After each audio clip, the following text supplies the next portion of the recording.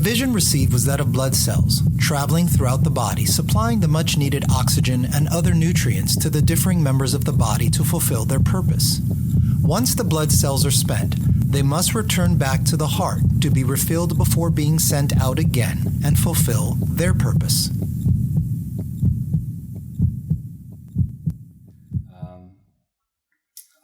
That was a sidetrack. I don't know where we were going with that. No, I'll interject that it's fascinating to hear the testimony, because my wife can testify to this, that we have taught other couples, we've taught our own children that, and it seems like that's what the Lord was doing with you. He didn't allow you to start a relationship when either of you was not prepared for that relationship.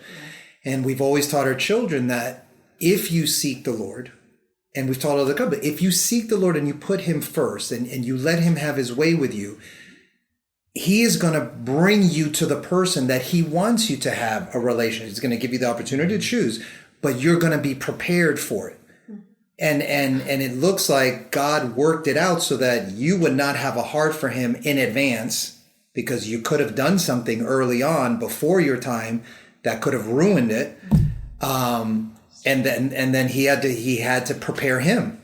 He had to get him his attention, get him on board into the, yes, I am real, and yes, I'm here, and I need you to start listening to me. And you had the mentor through Carolyn, and then all of a sudden your heart clicked at some point and changed, and then that's when you were ready to continue on the relationship together. So it's confirming to me of the things that we've taught others, that, you know, I take everybody back to Genesis. I said, Adam was alone. He didn't have a helpmeet for him, but God made it so that he prepared a wife just for him. And then they had a relationship. Then they could start off, you know, on a proper footing. And I think, to me, that is, he's not teaching, you know, everyone that, this is how it is, but I think he's planting a seed just by that Genesis account, that when I do it, when I'm involved, I prepare the man, I get him, and I give him responsibility, and then I prepare the woman for him and bring her to him. And then they can start the relationship. And so I see that as a principle in the scriptures, and it seems, I know we always testify of it, that, you know, she had a life previous to me, and God had to work with her, and I had a life previous to her, and God had to work with me. And when he finally got us where we needed to be, that's when we met, and that's when the relationship, that's why it happened so quickly for us, because we knew each other in December of 97, and we were getting married August of 98, you know, and it was friendship early on. It wasn't, I was sort of like you, like, I liked him as a friend, hanging out. I knew he had a kind of interest, but Jay's younger than I am. It's like, and I had already gone through experiences, and I didn't want to get in a church and start having another problem. So we were just friends. But for him, you know, I think in hindsight, God had been speaking to me. I waited a long time, that I even fought with God. Like, if marriage is not what you have for me, take it out of my heart. I don't want to even want it. And then he just kept saying, I'm preparing someone for you, those very words. But I doubted. I walked in a lot of doubt. And then he had to deal with me having somewhat of a crush on someone else, and never regarding him as anything other than a friend. But in God's time, which is what we try to tell our kids, it's not a Cinderella story. It is what God wants to do, because he wants to bring together those that are going to walk together in sync. And just really cool what I'm hearing from y'all, because for you weren't even a believer. And so there was no way you were gonna be unequally yoked if you entertained anything, and God was not gonna have it that way. And so the same thing, if we would have started dating right as I got into church too, then my focus would have been on her, right? And I wouldn't have learned to have faith in Jesus. So I had to lean on Jesus a lot during that year. You know, like of you know, what was my career going to be too? You know, I I got kicked out of my house. That's a whole other story as well. We don't have to get into that one. I've shared that a couple of times at church. But we could. and my dad thought I was throwing my life away because I didn't go to the police academy, because that was his dream. And so I wasn't living his dream. And now I'm going to church, and he had church hurt in his life. So he just thought I'm going down this rabbit trail that was just spiraling out of control. So now I don't have my dad, who was my rock. I don't have this girl who was supposed to be my wife, and I don't know what I'm going to do for a career, and I have nowhere to live. I tried to go live with my mom, and that didn't work out. So, I mean, even part of your struggle too is I lived at your house for a couple of weeks. Yeah. I mean, That's when you were kicked out of your dad's house. Kicked out of my dad's house. I went and lived with my mom for maybe 2 to 4 weeks, somewhere in that range. And they couldn't deal with, me trying to go to church and figure my life out. For them, it's just go get a job, go get a job, go get a job, go get a job. Like, wait a minute, I'm 25. Let me try and figure what's the next step in my life. So then that was going to church. That was going to church conferences. That was going to everything church oriented, and they just couldn't process that. So I had to leave there because it was very toxic. Yeah. And so I had to go live with the Moneys for a couple of weeks. I just crashed in on their couch, and then God. This is after God got a hold of you, right? God got a hold of me. Yeah. Was this after it clicked for her? No. This is way still before. So Okay. I started going to church. Would have been November. Kicked out of my dad's house in December. Left my mom's house in January. Wow. So I'm 3 months of testing. I'm just going boom. Yeah, I was going through the fire. Yeah.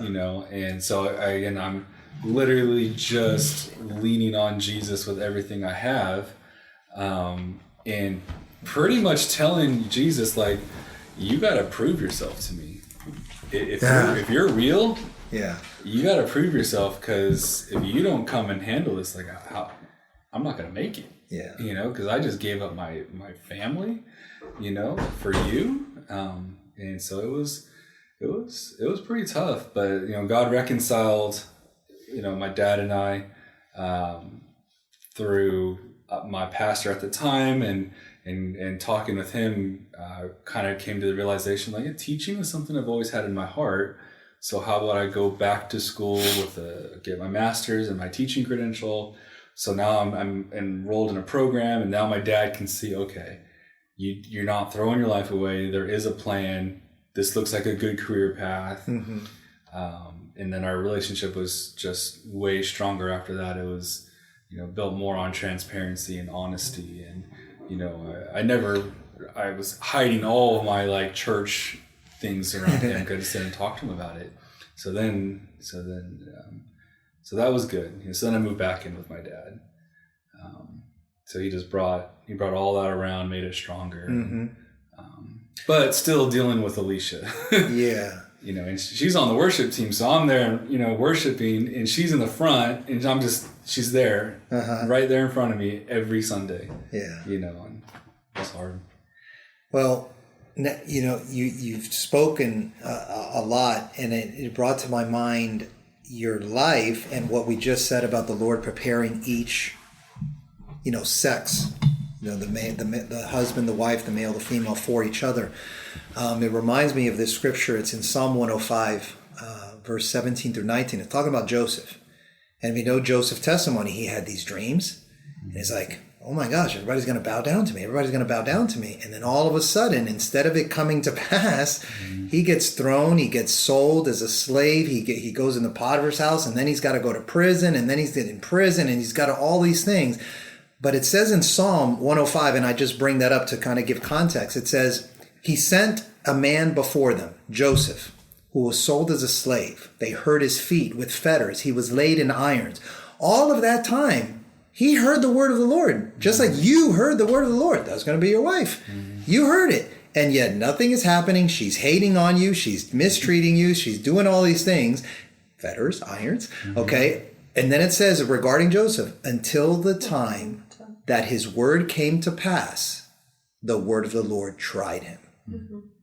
And that's what the Lord does with man. Specifically, I think he does that with men, because he's preparing men by trying them, preparing them. And you just said the words. I learned to depend upon him. I learned to be seeking him. And that's what a man needs. If he's going to be the head of his house, if he's going to be married, he needs to learn I need to seek him to understand how to even be a man, how to even be a husband, how to even be a father. All of these things, I need to look toward Jesus. I don't need to look to a woman to save me and redeem me and all of that stuff. I need to look to him, and that's what he did with you. So it's a fantastic testimony. And the same thing I think was happening with you. He's changing your heart. He's making things like click, and you're fighting it because, well, the Lord didn't say that to me. He may have said it to my mom. He may have said it to other people, but he's saying it to me, and I'm interested in these others. And it's amazing. I just see that we live out the Word of God to a greater extent than we realize. We really do. There's nothing new under the sun. Yeah. The things that were in the past, in the ancient times, we live those things if we'll just have eyes to see. Oh, God is working with me. He is bringing me to the place that I need to if I just start opening my eyes to see it. Mm-hmm. So, what happened that you got married? How did this happen? We kind of, after we had that conversation. Wait, which one? The conversation where we're like texting back and forth. I was in Southern California visiting family. It was during like Thanksgiving or something like that. Okay. Came back. I think we kind of officially kind of started dating beginning of January, I think. Okay. And I knew after having that conversation, the texting conversation, like I knew that was going to be it. Like once I get into this relationship, it's going to be over. Not over. It's over in the sense of like that's it. Like this is going to be it. As far as, my husband and all that stuff. Okay. I knew that was going to be it. So I was taking it extremely, at that point I was taking it extremely seriously. Did you have a talk? Did he propose to you? How did all that take place? No, we went, we were dating. We pretty much started dating right away. Pretty right away after I came back from Southern California. We went through a little bit of like a testing of like, I'm more affectionate than she is. And it was kind of like a, that breaks the stereotypes. Okay. Like, we gotta at least, gotta hold hands, like there's gonna have to be a little bit of, show me you're interested. Show me you're interested thing. And that lasted for like a day or two. Yeah. And then, because there was a moment I was like, man, this might not work out, but I think it lasted like a day. Yeah. And then, so we were fully in a relationship from that. And that would have been January. Mm-hmm. I proposed in May. Okay.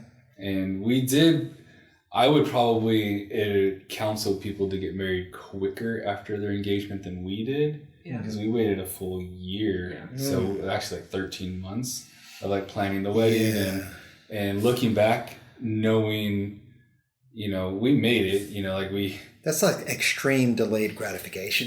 Yeah. And we were faithful in that regard. And we still live at our parents' house. We never lived with each other.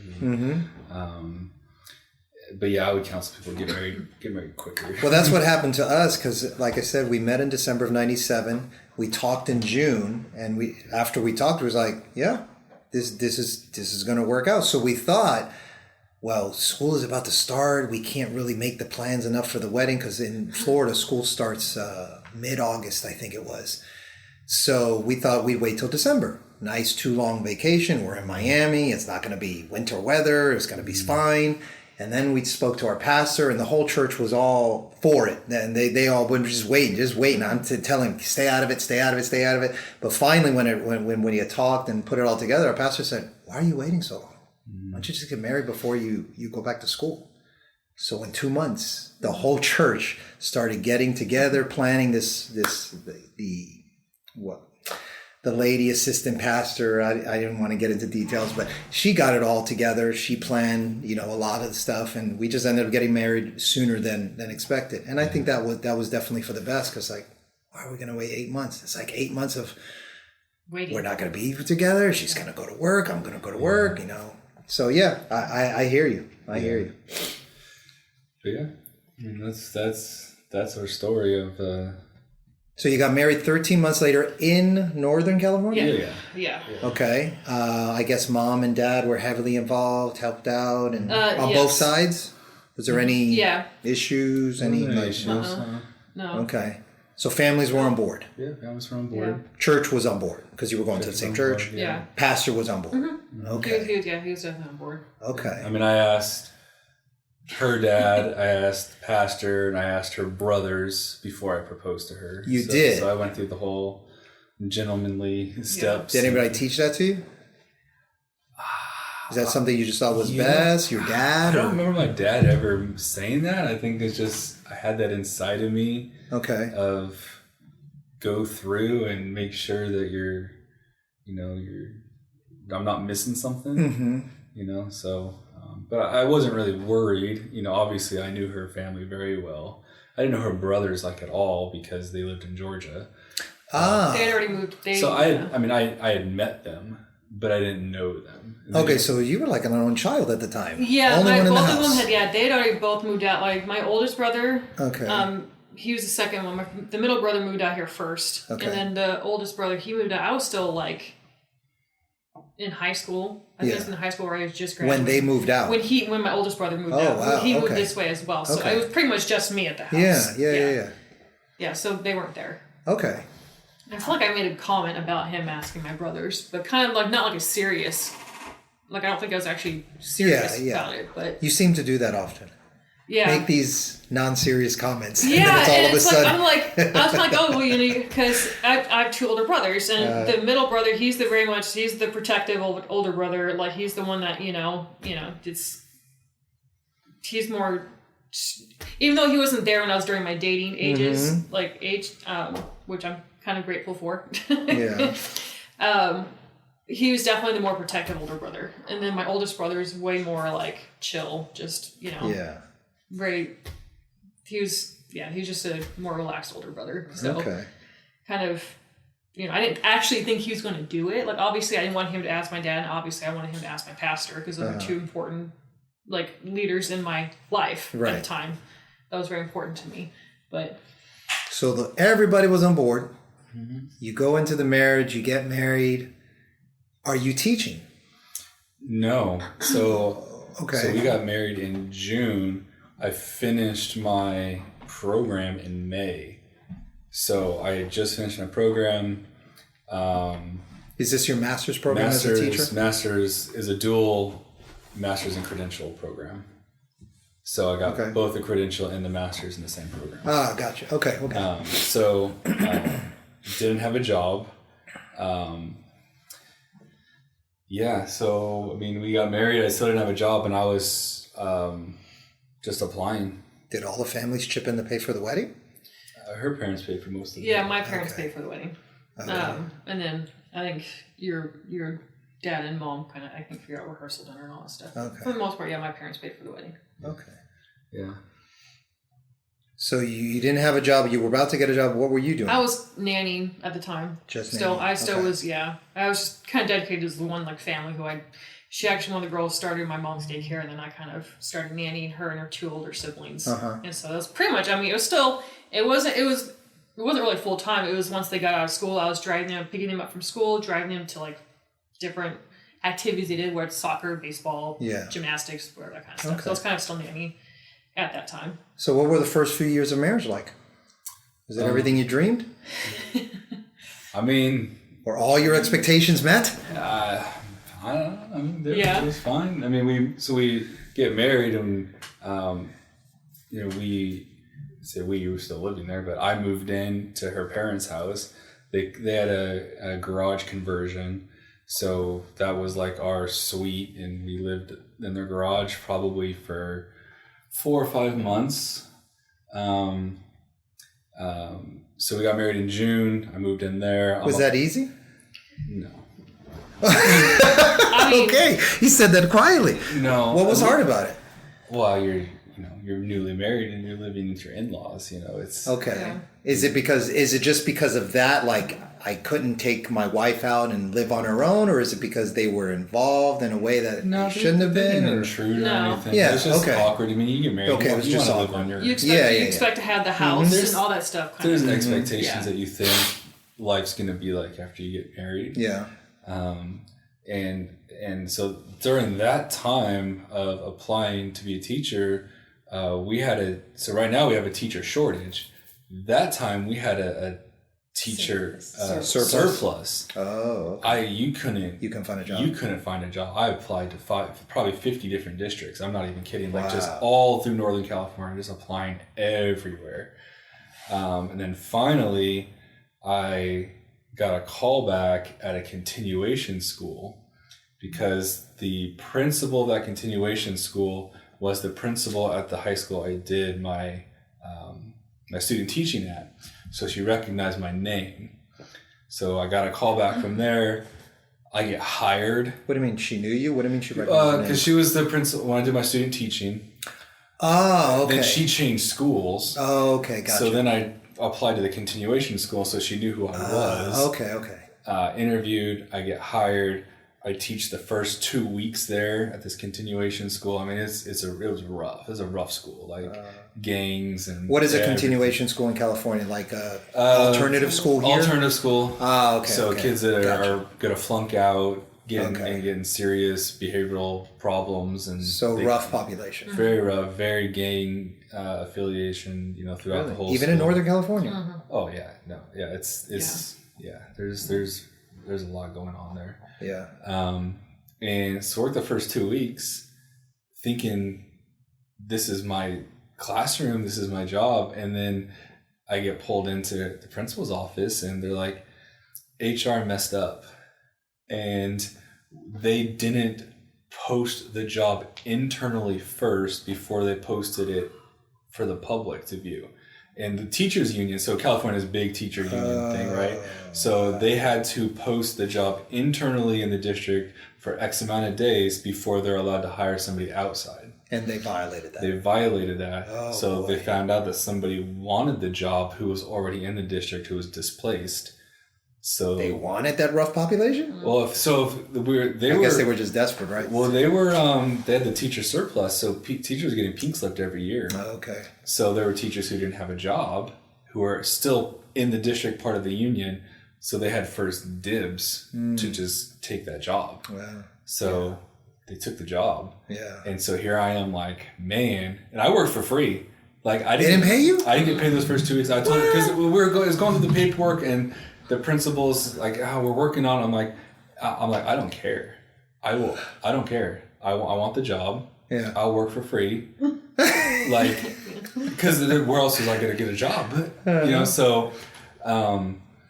So then I don't have the job, and a couple openings came up at the school I did my student teaching at, which is like the best high school in the district. So I went from the worst school in the district to the best school in the district, and I was able to get hired there. The principal at the continuation school called the district for me, called HR, wow. Gave you word. And said, this guy you want to hire. We want this guy in our district. Okay. Please hire him.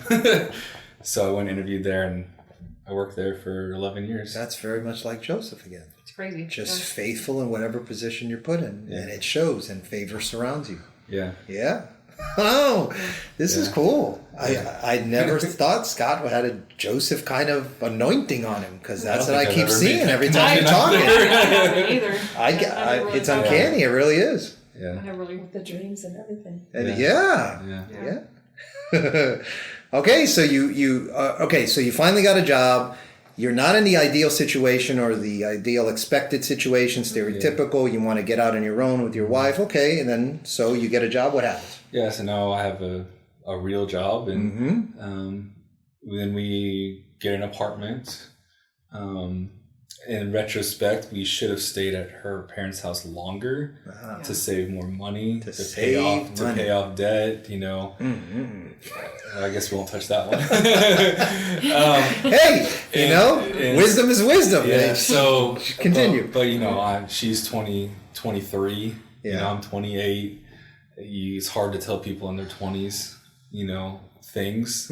It's very hard. And so some people did tell you, but you were kind of resistant? I think her parents wanted us to. I think my parents would have They would let us stay there for sure. Yeah, but they didn't say you should stay. They never really flat said, at least not for me. But they probably thought the wiser decision would be to stay there and pay off our debt, student loans, stuff like that. We probably could have, and that would probably really set us up for our future if we would have done that. Hindsight's always 20/20, right? But we get an apartment, it's a 1-bedroom apartment. In the most expensive state in the union. Yeah. But we're still very close to her house. We're very close to my parents' house, like very close. We're like down the street. Yeah. So, because when we got one apartment, we did like 3 apartments. Yeah. Before we moved out here. Okay. I actually moved back in with my dad. That's when we got really wise. Before we moved out here, this is skipping ahead like over a decade. Okay. But yeah, we did get wise and move back in with my dad, and we lived there for 2.5 years and paid off all of our debt before we moved to Georgia. Yeah. So that was pretty nice. How long after you got your job did that happen? 10? 8 to 10 years. Yeah, so I taught. Okay. I taught in California for 11 years. Right before COVID. So the fall before COVID happened. Yeah.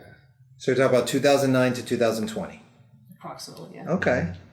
And was as you grew up as a young girl, was it always your I don't know, did you always envision that you were going to have kids and you were going to have a big family or anything like that? What was your thoughts about that? It's actually kind of funny. I was just telling Patricia, we were talking about before we started this, that I've never been that one girl that's like, oh my gosh, like I need to have a baby to fulfill my life. Like I've never been that person that was like, my mom, make the joke, I was raised in a daycare. My mom went to daycare for 23 years of my life. So I was definitely like not wanting kids immediately. Yeah. Really, honestly, if I was completely honest, I never really wanted kids because I think that working in the daycare just kind of, I don't say traumatized me because that's not the right word, but kind of with kids all the time. Like I wake up, they're there. I come home from school, they're there. So I was like, but once we started dating, I knew how serious it was getting.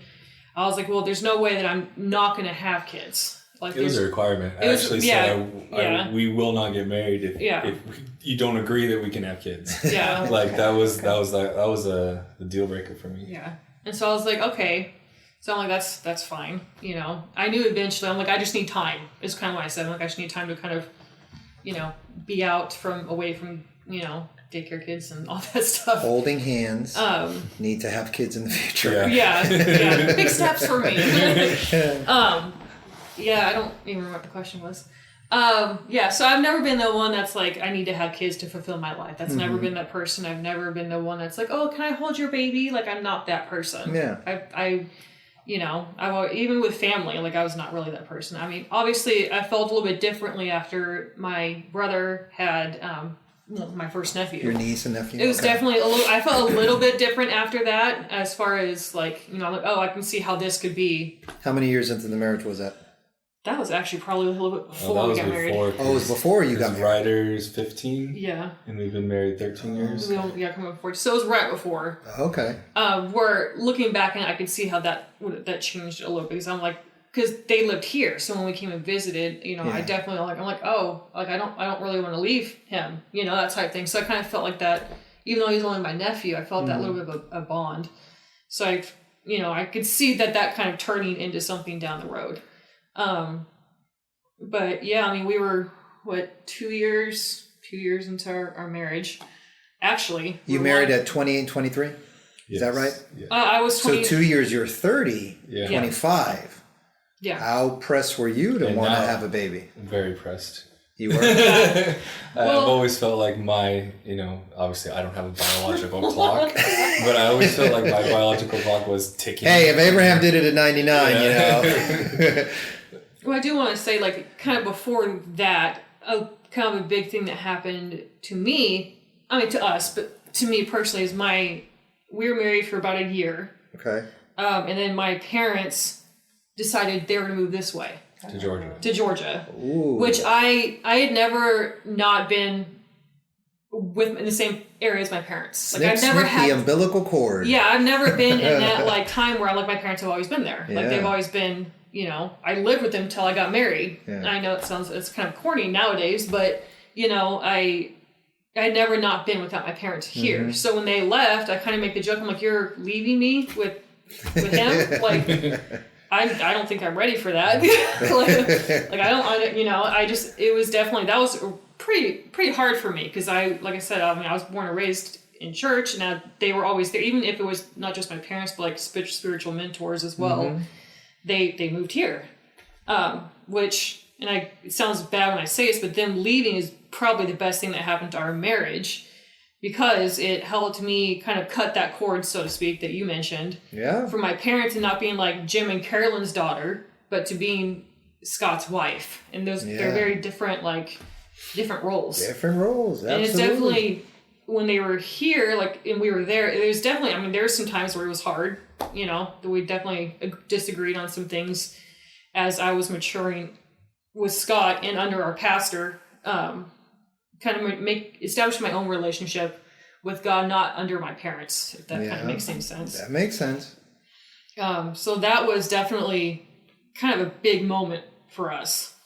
For me, more so, I guess it kind of affected him too, but it was definitely, I'm like, oh, I don't think I'm ready. Like, it hit me hard that they were moving. Yeah. So when they left, it was kind of like, whoa, this is weird. I'm like here with him. Leaving and cleaving actually means something when you experience it. Yeah, it was definitely, like his parents were still in, but it's different. It's just a different relationship with our parents, with my parents, and with his, his dad and mom. So that also kind of helped, I think, grow our relationship together, because we're also growing together under a pastor, and our pastor at the time was really mentoring us, kind of like taking us under his wings, us and another couple who we're really close friends with, kind of taking us under his wings and basically pouring into us all their knowledge and their wisdom, and just just mentoring us really for those 10 years after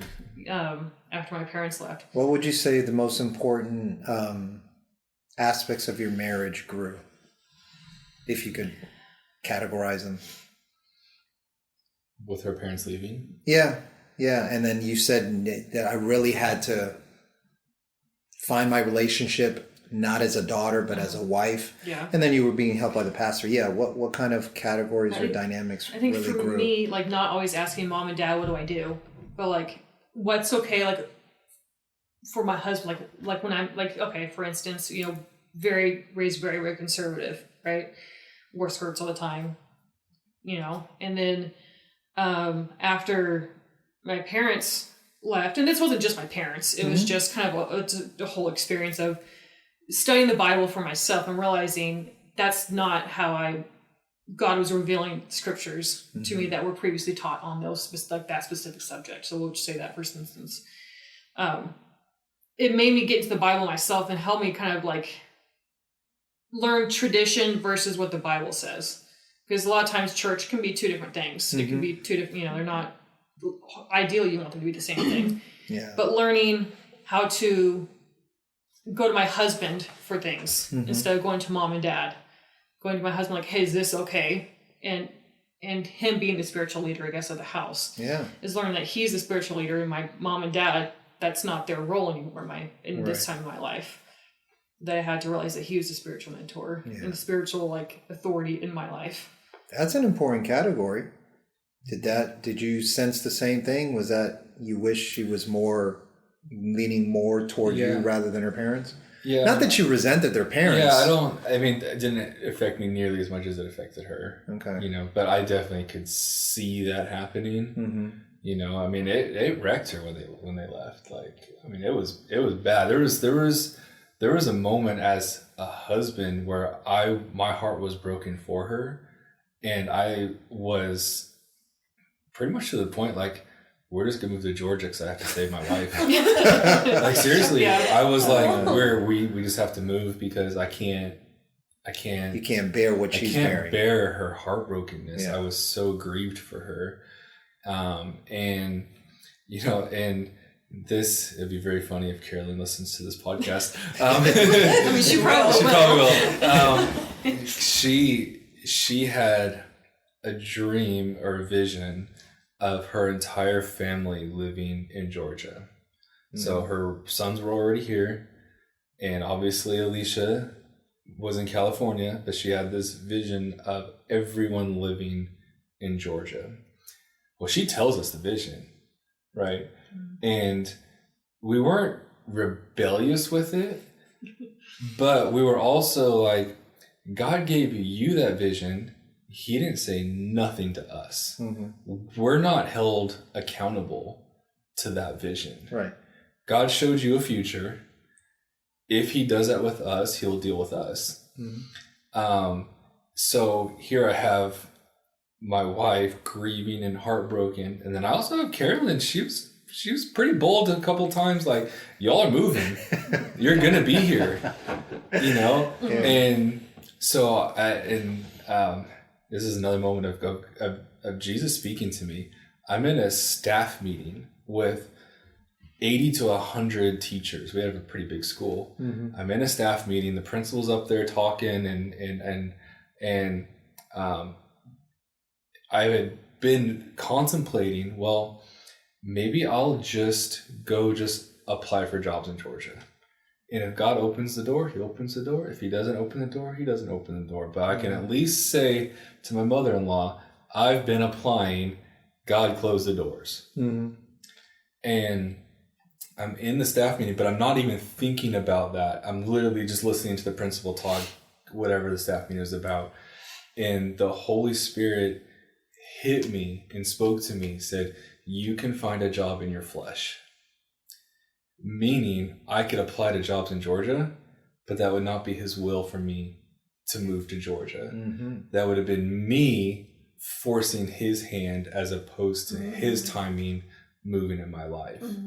So, so I listened to his voice and I said, okay, I'm not applying to jobs in Georgia. It's not in my heart to move. And I think you were kind of coming out of it at that point where, you weren't as heartbroken, but so we did not apply, to move. I listened to the voice of God. I don't think I told Carolyn at that moment. I think I've told her since then. But that was God like warning me. It is not my timing for you to move here. If you were blessed and appreciate listening to this podcast and you would like to support us in our efforts, consider lifting us up in prayer first. Then remember these 4 social media buzzwords: share, like, subscribe, or follow. Share this podcast link with someone else by text, email, or word of mouth in the hopes that they might be uplifted as you were. Like by leaving a positive rating or review with whomever you listen to our podcast with. Subscribe to support the show monetarily with the link in our podcast description. Follow us on all our social media platforms.